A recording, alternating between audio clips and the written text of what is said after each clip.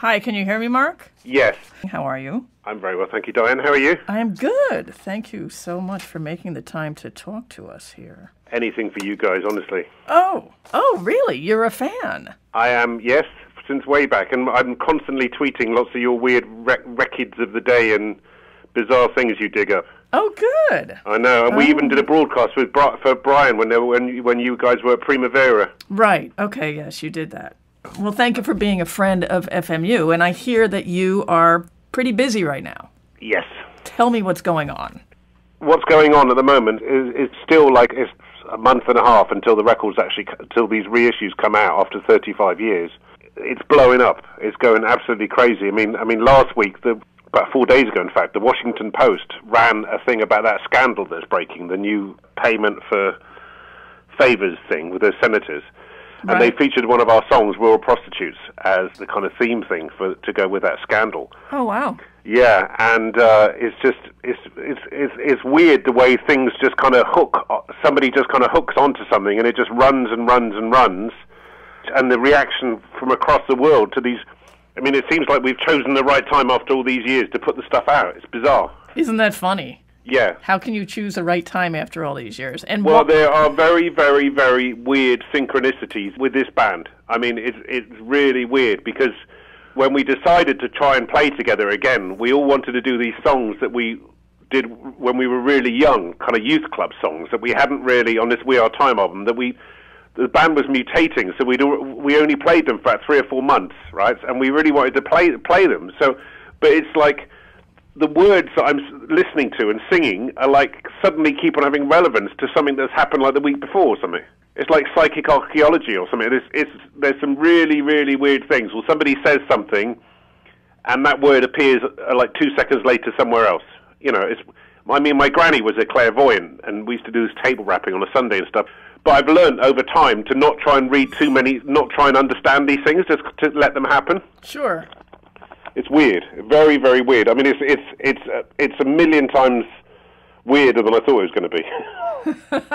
and we're recording this new stuff, and I'm at the moment. I mean, the table in front of me. I've got like 2 days to finish this stuff, the lyrics, right? After all this time. Okay. And it's something that I do not understand, and I tend to hope I'm a fairly intelligent person, but I don't understand what is evolving. And I'm just standing back like an ancient kind of alchemist and watching the golem grow, you know. You're just observing it all happening. Yeah, it is very weird. It's like you're kind of beamed into an alien planet, and you just got to, you can't project too many preconceptions onto things, otherwise the thing aborts.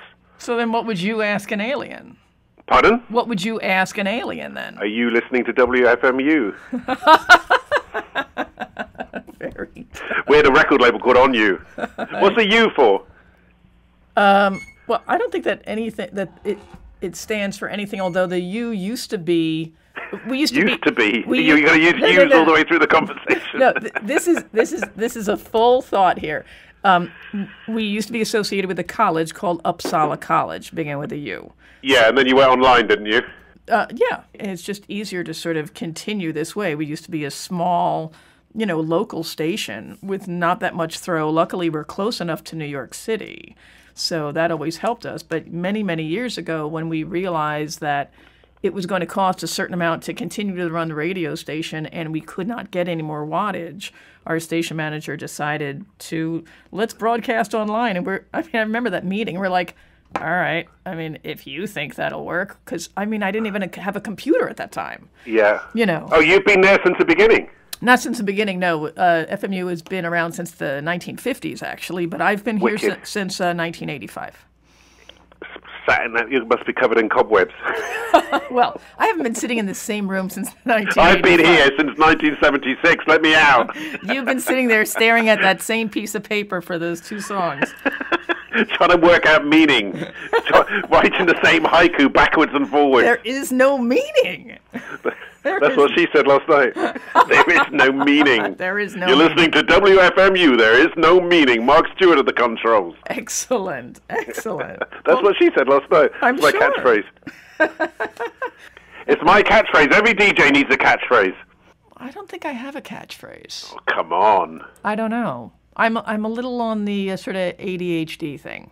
I go all over the place. That's the catchphrase. Okay, all right. Jaguar children, we call them in England. We call them. It's the next stage in evolution. Is Jaguar children.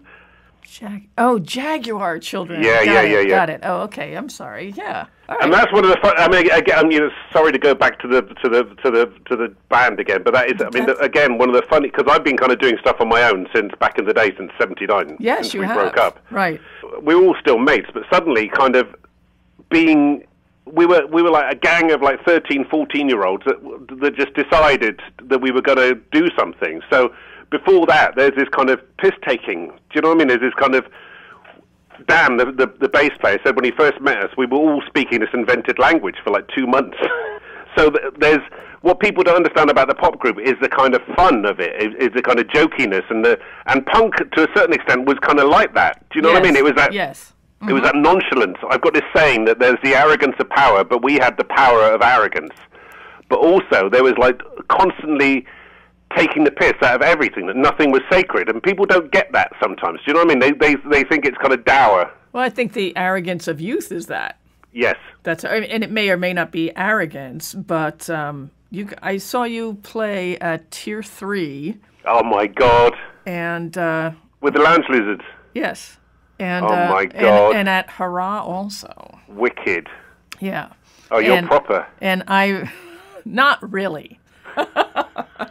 But and I just remember like being, not so blown away, but being able to relax, because it was the whole pose in New York, right? All like punk, new wave, what's cool, what's not cool, and anything that was British was like way cool. And I was like, wow, these guys really don't care. And it just really struck me as very free. Cool. And open and just wonderful. So what is it like, though, now performing with the pop group 30 years later? It's exactly the same. And in fact, it's even weirder. I mean, because the thing is, for us, what we got from punk was, I believed in this ideal of punk, which I don't think the people that were making it, Lydon and Strummer, I kind of projected all my hopes and dreams and all the politics and all my enthusiasm onto this flag. And we really thought it was going to give us a lot of freedom, and just after, we were like one of the first kind of post-punk bands, because we were kind of playing as punk. We were right on the cusp of like '77, yes, right? Yes.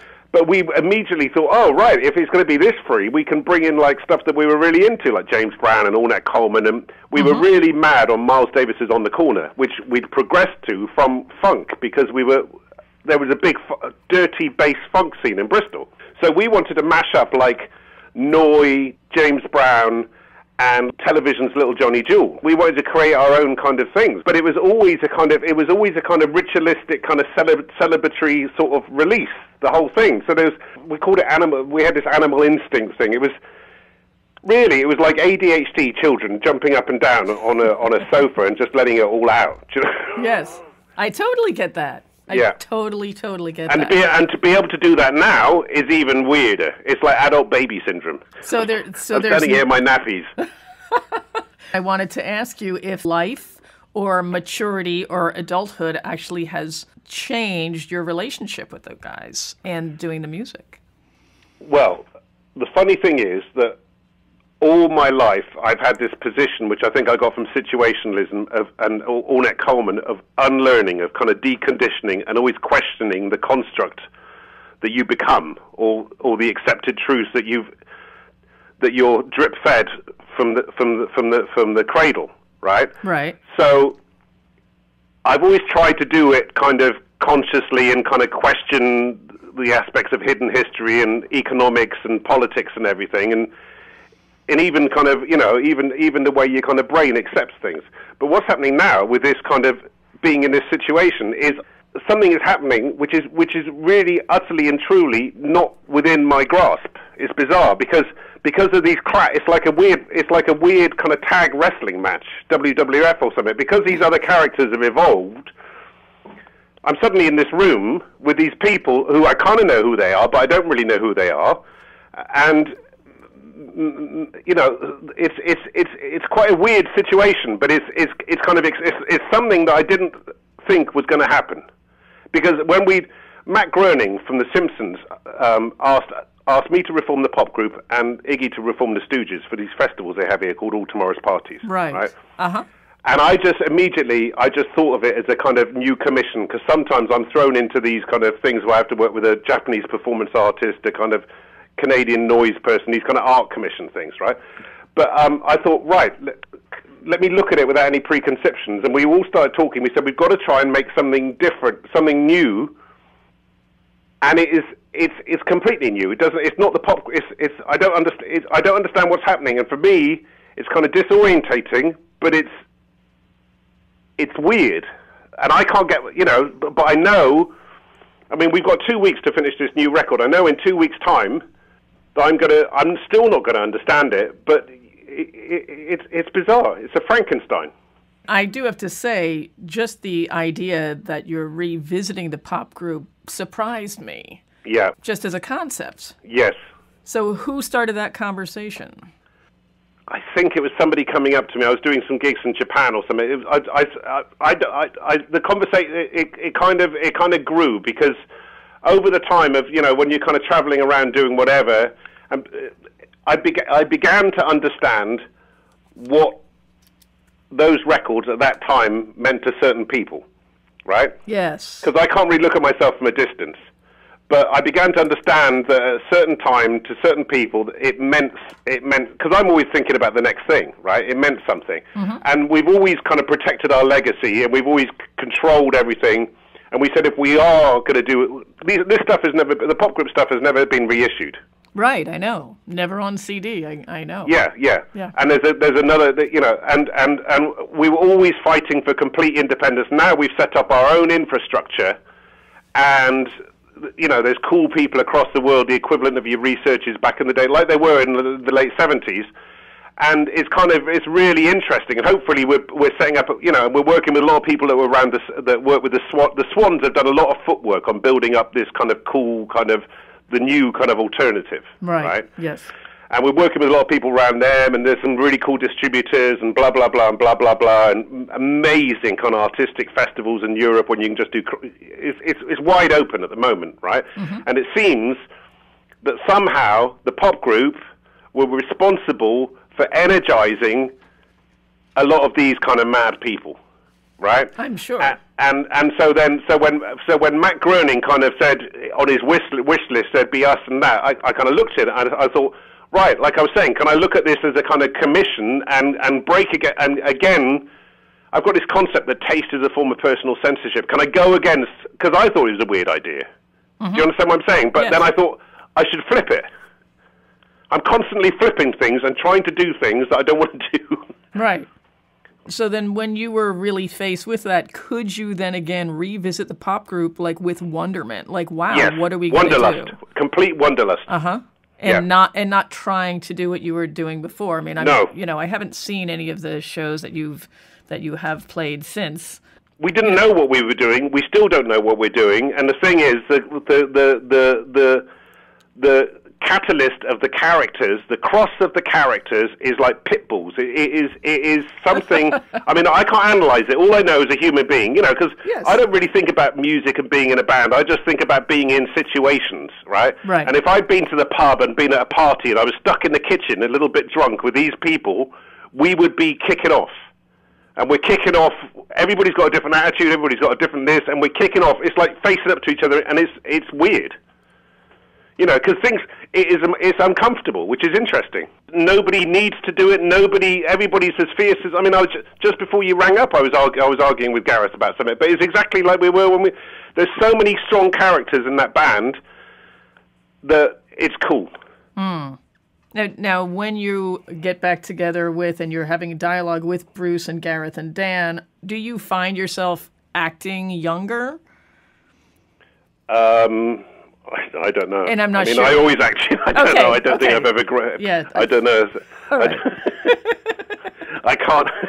Yeah, I don't know what young and old is. I mean, basically, the things I was getting into when I was 14, like weird political ideas and Baudelaire and just Gramsci and stuff. I'm still into. I'm still trying to understand all sorts of weird things. I don't think I've changed much. Oh, okay. Okay. But who knows? I mean, I don't know. I don't understand. There was an actor called Victor Mature, wasn't there? Or something? I don't understand this mature thing. Sorry. Well, I'll be saying that when I'm 80. Well, that's okay. So when you play together, do you actually go Play with each other? Yeah. Does the pop group have actual rehearsals? Yes. Okay. So you go, all right, we're gonna do. Yeah, we do. Yeah. Okay. Yeah. I mean, the thing is, people don't understand is that we wanted to be a pop group, and and underneath the chaos and stuff are quite strong kind of pop songs and a kind of Brian Wilson sort of thing. But it's a deconstruction. You know, you have to have a strong foundation in order to better destroy it. Well, and I think that you were very successful in that sense because where you were in the timeline of punk, you guys really blew up really quickly. Yeah. You had a lot of opportunities very, very soon in the career of the band. Yeah. And you were all really young. Yeah. We were touring with Patti Smith and Per Uber when I was at school. Yeah. I mean, what's that like going back to school and like you got the kids who have their hobbies and you've just been on tour? Yeah, well, I mean, I don't really talk about it with my mates. They didn't know where I'd been, you know, because, you know, in Bristol, with our posse in Bristol, even with like mates like Massive Attack, everybody kind of stays. They don't talk about what they're doing and show off to the other people that are like carpet. It's a weird thing. You just want to fit in and go back in to feed again, if you know what I mean. You don't stand there in the corner bragging about. And none of my mates are impressed by that sort of thing anyway. Right. You know what I mean? It's like. Well, I wouldn't even suggest that it was bragging, but just sort of like in terms of growing up, being a teenager and not having the same teenage situations that 99% of, you know, your school chums did, you know. Yeah, I was just wondering. I mean, I don't know. I don't know any different. I mean, it's like, for me, it was like joining the Merchant Navy. I don't know any different. Right, sure. The reissues. This is your project. You said you have like all the distributors and all this stuff. Yeah. Is the pop group themselves doing this? And this is through Pledge Music, but it's and through there's a new label being set up called Freaks Are Us. Oh, okay. Right, which is hopefully going to do other stuff as well. It's not specifically kind of just for us. Mm-hmm. Hopefully it will be like an umbrella for lots of other cool stuff. I mean, we're checking out other stuff, and so we're in complete control of everything. I've even been feeling the paper, and we're aligned in England. We're aligned to this thing called Campaign Against the Arms Trade. So there's going to be speeches at all the concerts about these proxy wars and blah blah blah. And so it's kind of old school in the sense of how it was back in the day. But I've always been like that anyway. So, Right. So that hasn't shifted. No. And how did you choose? So there's two releases. Yeah. You're re-releasing We Are Time, and then there's Cabinet of Curiosities, which has 9 tracks. Yeah. Including Where There's a Will. No, the thing is, when we were kids, we had a philosophy of never putting singles on albums. So Where There's a Will, we've just been going through. Me and Gareth Sager have been shifting through, tracking down tapes from like people's attics and people.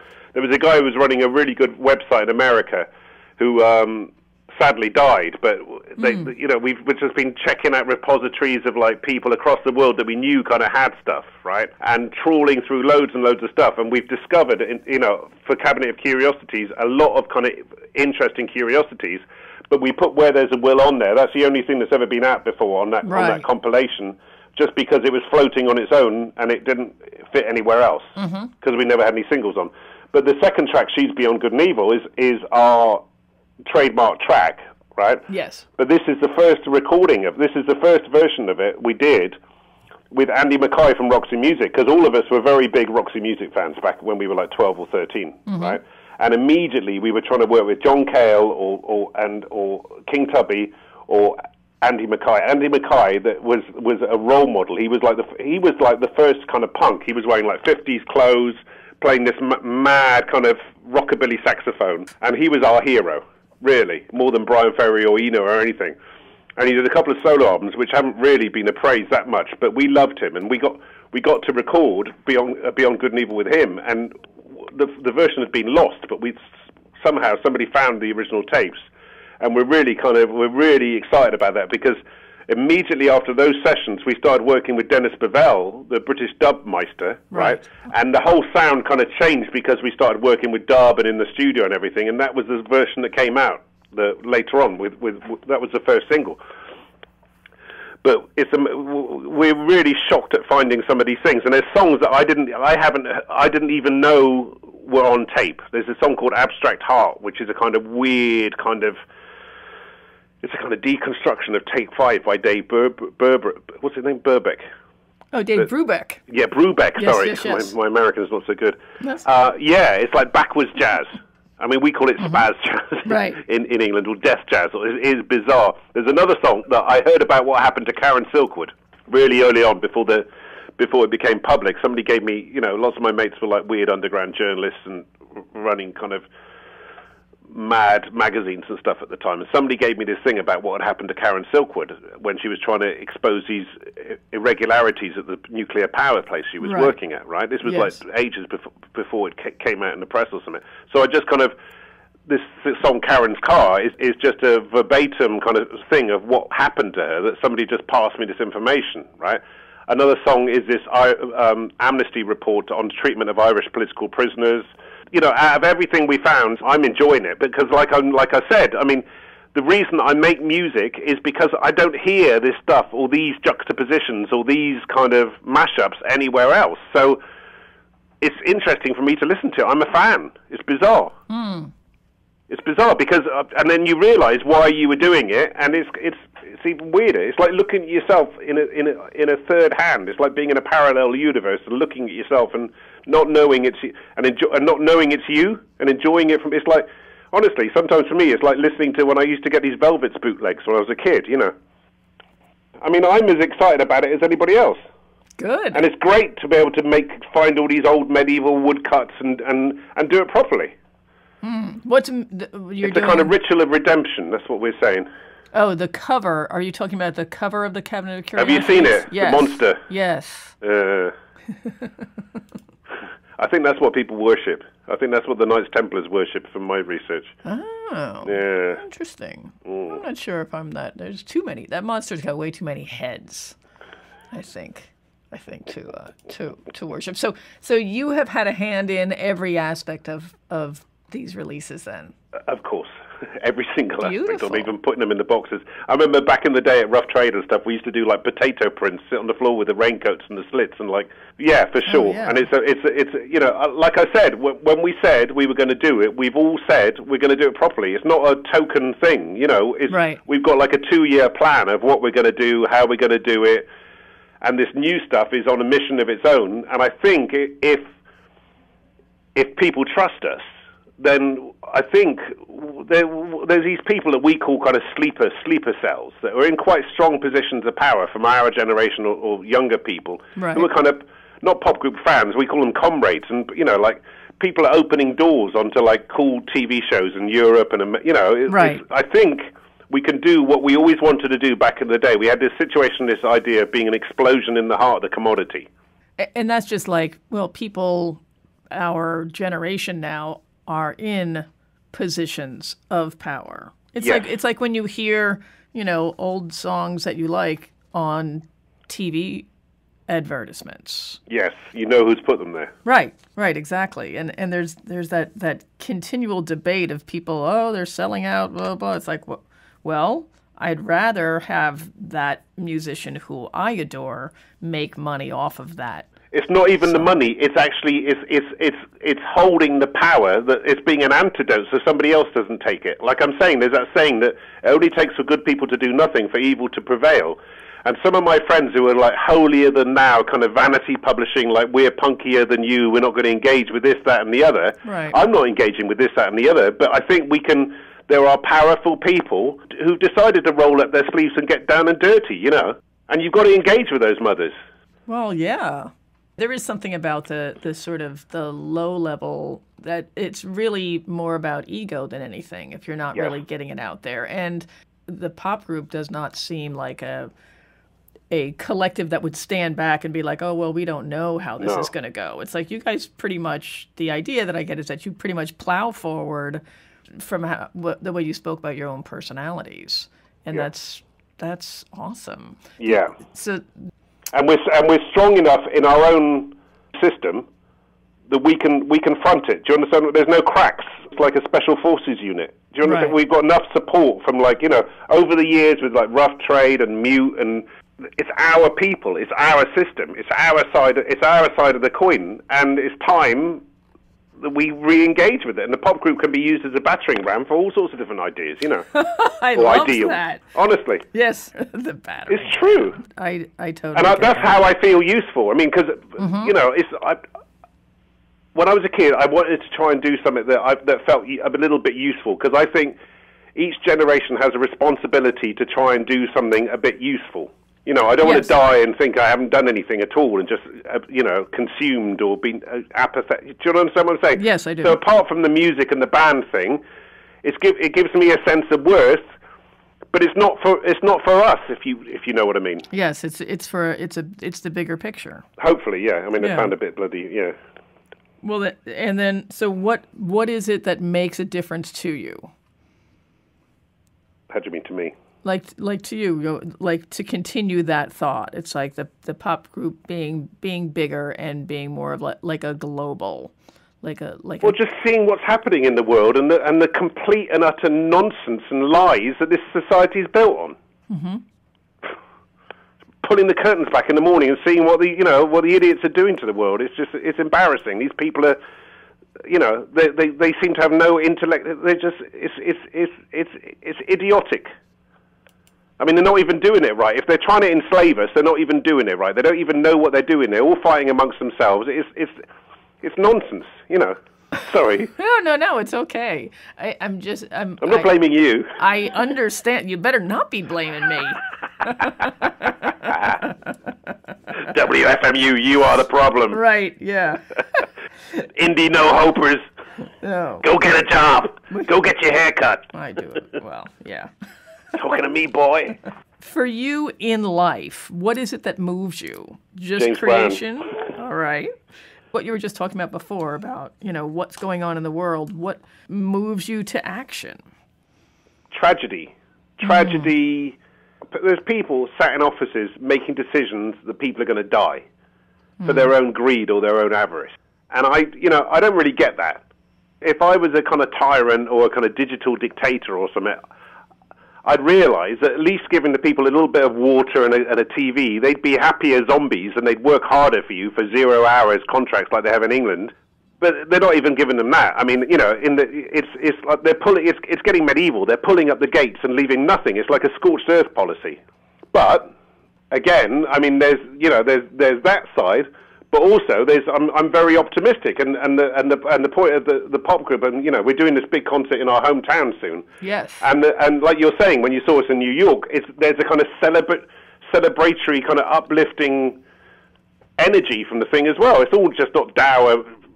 There's two sides to the story. It's weird. Well, and one is your opinion about what's going on, then the other is what you're doing about it. So your opinion is this sort of sad, like, oh my God, like, look at this. But what you're doing, the action that you're taking is positive. Thank you. Yeah, I mean, all I really want to do when I was a kid was to make some really brilliant, uplifting music, right? But then I thought, how about having something a little bit interesting, just bits of information, whether it's right, you know, just throwing some, like, cool stuff that people can get into that they don't hear in other channels or whatever, instead of just like, baby, let me drive your car. Do you know what I mean? Right, yes. And for me, knowledge is a nutrient. Finding out about stuff like there's a book company that a friend of mine over there has got called Feral House, Adam Puffery, yes. right? Uh-huh. And research and all those things, you know, and even the stuff on your station. I'm constantly going around looking for, I feed off interesting stuff. Mm-hmm. I'd rather sit down there. Are you okay? I can imagine you doing like jumping jacks or something. Like you've just gone for a run. Like a horse. It's a bit late here. It's dark here. It's not. It's early there, isn't it? Yeah. It's 4:30. Yeah. Thank you for taking the call so late. I have to put my pajamas on at 6 o'clock in my adult baby syndrome, but I'm all right. I'm waiting for the Eggman, as Divine said. Oh, right, of course. Eggman! Very good. You wear that outfit, will you? But it's really funny. I was just thinking about how in a small town in England, in Bristol, and then talking to, like, over the years, meeting, like, the kid from Primal Scream and Ian from Joy Division and the lads from the Mary Chain, how 14, 15-year-olds in isolation in these small kind of towns in England got stuff from America and made up their own kind of story. We saw some kind of Divine films, little bits of stuff from like the Dolls or Joe Bryant, and how we kind of dreamt our own reality. This is just before punk, and kind of made something out of it. But you talk to these people, we all found these things on our own. Mm-hmm. And it's weird. You know, I remember getting the first television single, Little Johnny Jewel, yes, right, in this little record shop, and I took it home, and it was like Technicolor. It blew my mind. It turned me upside down and blew my mind. And I played it time and time and time again. But I mean, I was doing that with a few reggae tunes as well. But it's quite, people don't realize that the impact that some quite obscure things in America, like Chrome, and even this band MX80 Sound, who this company called Superior Viaduct are putting out, how in Cleveland, you know, in the outskirts, in the boondocks of Cleveland, there were these experiments which triggered us to do our experiments, you know. Mm-hmm. Well, I think that there is something about like universal mind and certain things happening almost at the same time in different locations. I do think that there is definitely something to that. Bloody hippie. That's me. Whatever. It's like punk never happened. It's all the Matrix, isn't it? And the huge spider on the front of Cabinet of Curiosities rules us. Yes. We're all feeding platforms for them. Well, I think that punk was really, you know, just an. What do you mean was? Is. Thank you. Well, punk is a really weird term when you term it just with music, and that's why I say was. Yeah. Because I don't see the term punk as a description of music is not what it used to be. So. It's been co-opted. Oh, it's been it's been lounge chaired, you know. Declassified. Yeah, yeah. Lounge chaired. Yeah. That's a good. I'm gonna lounge chair you if you don't watch it. That's a good term. Right, exactly. Steal that. There you go. Just wheel over the oxygen. But, nitrous oxide parties. That was the funniest thing. We did this concert in Philadelphia after Tier 3. We went out to Philly, right? Mm-hmm. And we played in the Starlight Ballroom, right? I was just listening through to the tapes for these compilations. And where they'd made the Alan Freed rock and roll shows, right? Right. And so I'm singing all these songs about feed the hungry and for how much longer do we tolerate mass murder and we're all prostitutes and blah, blah, blah, right? Yes. So I'm getting ready, psyched up to sing these things like 10,000 men, women, and children die of starvation every day, the lyrics at the time, right? Right. Standing there, suddenly this woman's on stage doing like a weird kind of burlesque kind of strip thing with these tassels on her breasts. Mm-hmm. And I'm like, oh my! I said, what's going on? I kind of went up to her. I said, sorry, love, but I thought I'd let her finish her whatever she was meant to be doing. Yes. And she came back. I can't do an American accent. She's going, my name's Lydia Laser. I'm Jim Dandy's girlfriend. I do this at every gig, every band that play here. I'm saying, oh, sorry. Wow. Black Oak, Arkansas. Yes. Jim Dandy was a punk. Yeah. Yeah. Are they still going? Yes, they are. Are they good? I don't know. I haven't seen them. What was the crappiest thing that you were into before punk? I was talking to Mike Watts the other day, and he was into some weird arena sort of stuff. Oh yeah, Mike Watt was definitely Cheap Trick or something. Were you into anything naff before punk? Yeah, I was into rock.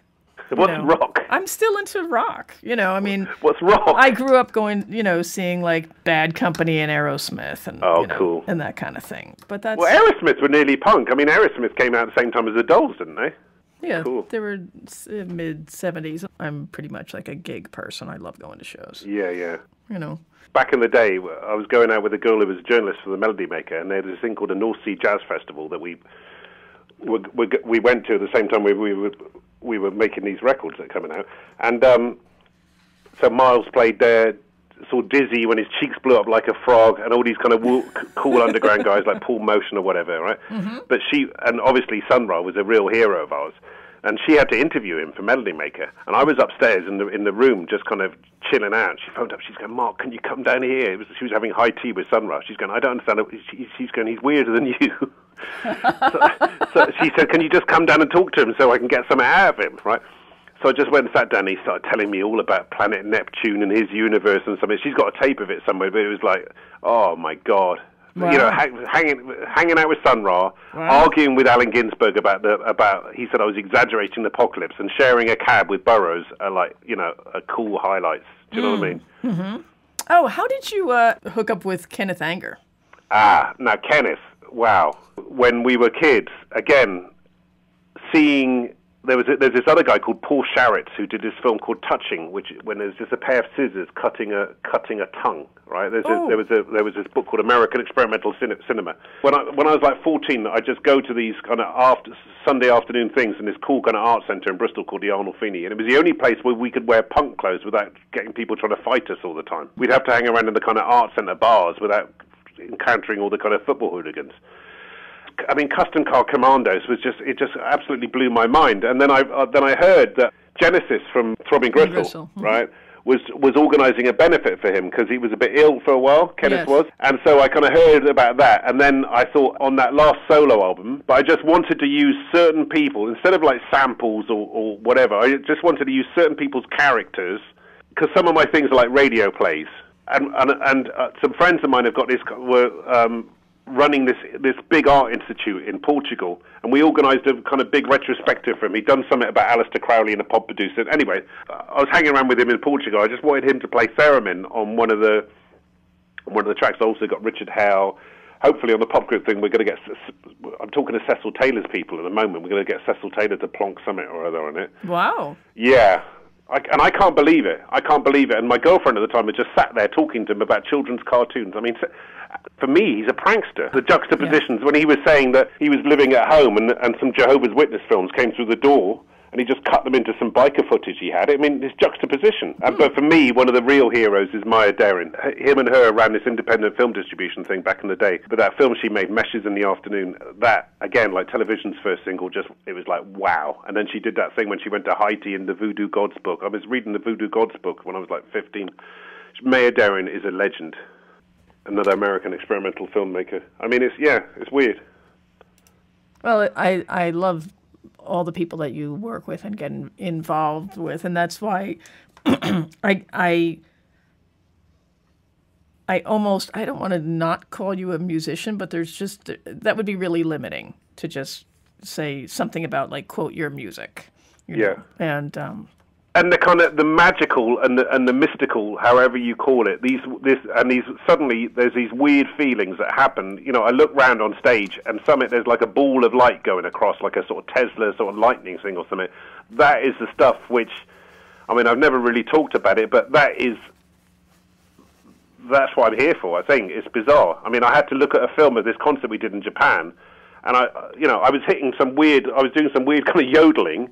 And Gareth was playing some sort of backward saxophone, but then there was this space in the middle of the stage, and something was happening in the middle of it's weird. I mean, that is kind of that magical space is another whole part of it. So you've mentioned this sort of magical, synchronistic, sort of juxtapositioning going on. Yeah. Is it? You're just rolling with it? Does it scare you? I'm loath to analyze it. I mean, once I did this, there's this. A friend of mine runs this kind of chaos magic crew, right? And from my reading and research, it hasn't got any provenance what they're talking about, but there's something there which I've seen some things which I think it's a bit like that. It's this horror film called Phantasm where there's this kind of revolving ball of light. Yes. Right? Mm-hmm. And it's kind of like that. And I think over the years, the Hindus put like elephant heads on it, and the Christians put some white guy with a beard. You know, there's something there. Right. But I'm loath to kind of. I mean, who am I to? What kind of construct would analyze that? Do you understand what I'm saying? Yeah. Yeah. So, but it doesn't frighten you as some kind of like, oh my God, what's happening? Why? No. Okay. I wasn't sure because the way you were saying it, I wasn't sure if you were like, you used the word weird several times. Just to try and explain it. I mean, I could go into depth, but it's okay. Christianity makes you frightened of. I don't know. Christianity's weird. Yeah. But in this, so it's. I mean, it's kind of the word weird is sort of a wide net, and that's just why I wasn't sure if you were not fearful. You don't strike me as fearful. No. In any, it's more like exploration, I think. But, maybe it is. Yeah. So then, if you could, okay, so let's move forward to the pop group shows, because you guys are playing from Edinburgh to London in about a week's span, late in October. So if there were something, say, supernatural or universally weird happening on stage, what would it be? That is it. That's what I'm talking about. It's this space. It's this in between sort of space.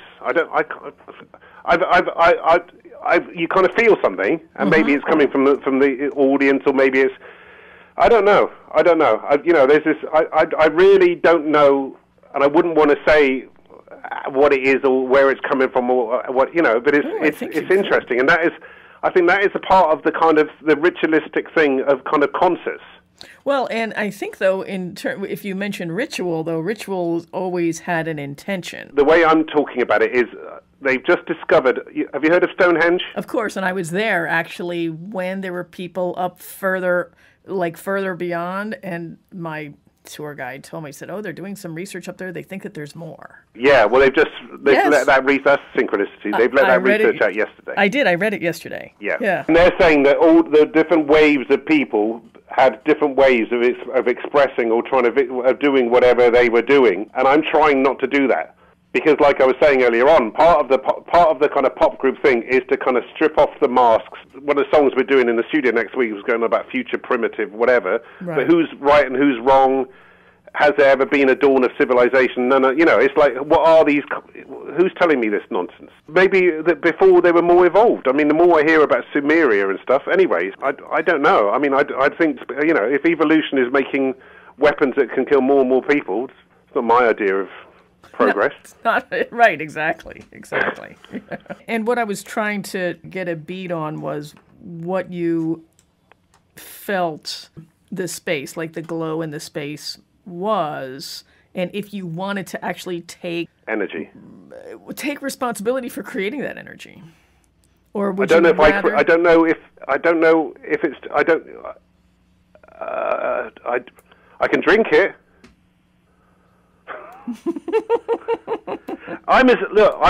The funniest thing is that people are, I'm the same as everybody else. I'm just watching these things. Do you understand what I'm saying? It's quite weird. I'm not like Jim Morrison or somebody saying this is to do with this and whatever. These things happen. Maybe it can happen at a bus stop. Maybe it can. Do you understand what I'm saying? I do, and I think that there's more. I think that there could be more about the synchronicity and that kind of thing that is there. My guess is that it's not going to pop up at a bus stop. I think if you've got an open mind, yes, right, and you tear off the kind of onion layers of what you've been taught, what they're trying to force you into doing, right, good, bad, right, wrong, blah blah blah, yes, to become zombies for their ultimatums, for their, we got no value with the property of the machine, right? Then you your antennae go up and you see, it's like like we were saying, there's a wanderlust. Yes. And sometimes you can see wonder even in like concrete canyons. Oh yeah, absolutely. Yeah. When you perform, are you 100% all there? No, you give yourself up to the thing. And that is one of the things about music that I've always loved. Even, I remember when I went to Chicago, we played the Metro in Chicago way back in the day, right? And I went to some very early Chicago house acid tracks, DJ Pierre Club or something, and just getting into the kind of rhythmic, giving yourself into the waves of the music is something, again, that people are scared to do sometimes. People are scared to kind of give up their preconceptions again. Do you understand what I'm saying? Yes. It's like, you can sound all hippy drippy doing it, but if you can, there's a release in the music. Yes. I mean, I get it listening to this stuff, right, and compiling the stuff. Even in the mastering studio, I was floating off and going into like different kind of zones. Do you know what I mean? And you can belong inside music. I mean, one of the best things anybody's ever said to me about my music or our music or whatever is somebody came up to me in the Midwest or something and was saying, and just I was smoking at the time. I was outside just getting some air or something, and this kid was saying to me, he's going, the good thing about listening to your stuff, Mark, is that I feel that I'm not on my own. I'm not an outsider. You know, obviously he was in some weird suburb somewhere, like I was when I was a kid listening to Lou Reed. Do you know what I mean? Yes. And you get this sense of belonging, which is interesting about how you guys, Dangerous Minds, like you're saying, research back in the day, and some of these kind of totemic bands like the Swans and maybe the pop group. I'm saying that from a distance. Do you know what I understand? You can kind of, it's a community, and I'm as much part of that community. We're not leaders. I mean, that's what we got from punk. We had this whole thing about reversing the. Do you understand what I'm saying? Yes.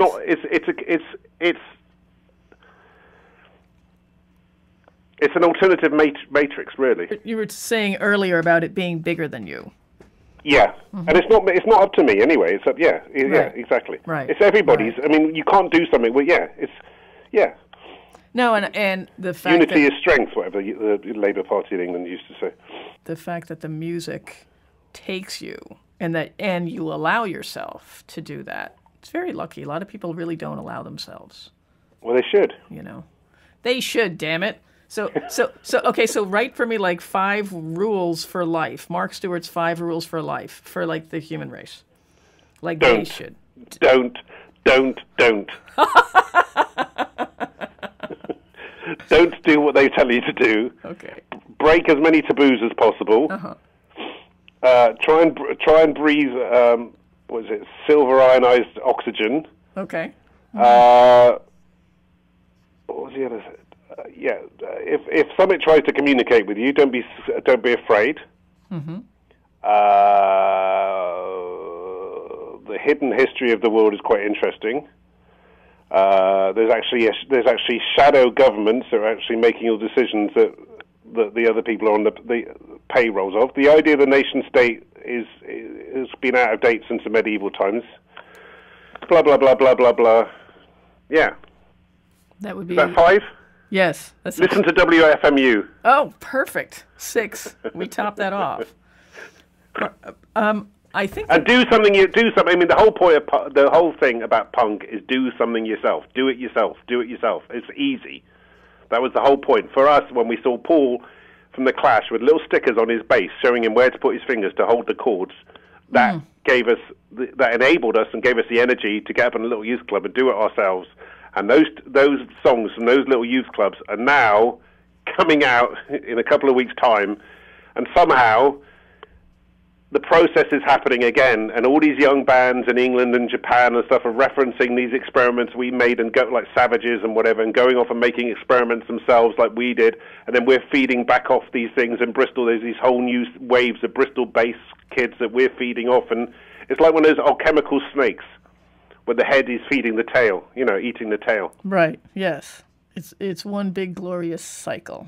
I'm really, really enjoying kind of being in the flow of kind of representing some of this stuff at the moment, because I think it's much more exciting now than it was back in the day. Back in the day, as you were saying, there were a lot of kind of egos and the music scene's full of people that wouldn't be tolerated anywhere else. And there's a lot of music from that period that does not actually stand up. Yeah. And that is not true of the pop group at all. Thank you. Put some echo on that. Put that right there. Again, I find it very, very. I mean, the thing is, we've always kind of kept our distance, and we weren't really in it to kind of mythologize our own thing, and we got this concept now of exploding myths and whatever, blah blah blah and blah blah blah.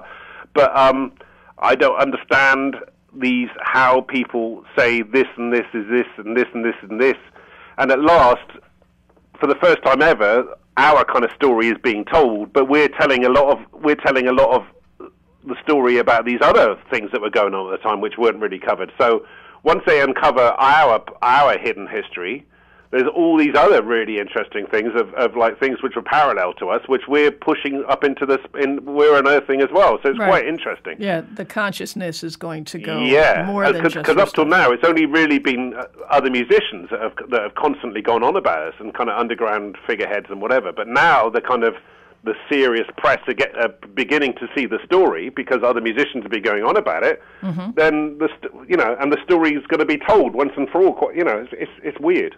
This may really be your time. Ooh. Ooh. How exciting. Ooh, I better get the feathers out. Well, Mark, I just want to thank you for spending time with us. I know that you're aware of what the pop group stands for, and there's been a lot of documentation on who the pop group influenced. Yeah. And really just, and me doing radio and just sort of seeing who's done what, and you just have a unique way of blending sounds and consciousness, which I do really want to thank you for being that battering ram at the beginning of like splintering music into...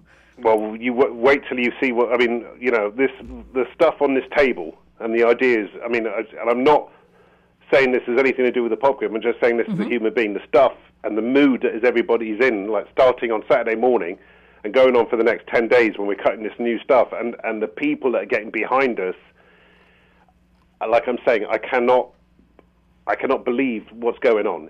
Hopefully we'll live up to whatever the legacy is, We hold it, it's very, very important. It's not going to sound like anything from before or whatever, but as human beings, everybody is very, very excited and hungry to get in there and blow each other's heads off, next week. Exciting. Yeah. That is really exciting. It's weird. Again with the weird. Well, good. No, it's weird. It's weird to me. I wouldn't have ever imagined, like you were saying, I would never have imagined being in that situation.